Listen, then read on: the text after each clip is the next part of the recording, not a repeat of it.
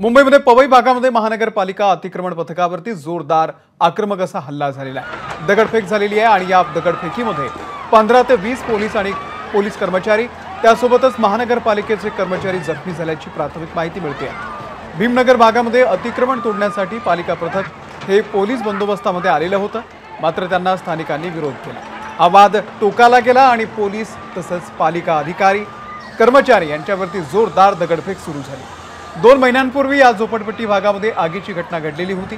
त्यानंतर इथे राहणाऱ्या रहिवाशांना जागा खाली करण्याच्या नोटिसा देण्यात आलेल्या होत्या अशी माहिती बीएमसीने दिलेली आहे। रहिवासी आक्रमक झाल्यानंतर महानगरपालिकेने तात्काळ या ठिकाणी कारवाई थांबवलेली आहे।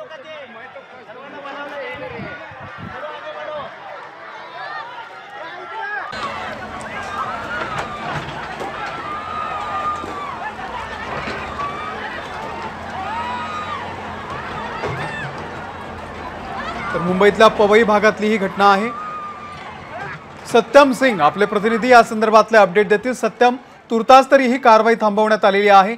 सध्या नेमकी पुढची आता कारवाई काय होणार आहे? नक्कीच अमोल, आज सकाळी आहेत मुंबई पोलिसांचा आहे झोन 10 मधून आहे मोठा बंदोबस्त घेऊन मुंबई महानगरपालिकाची टीम आहे अनधिकृत घरांवर कारवाई करण्यासाठी गेली होती।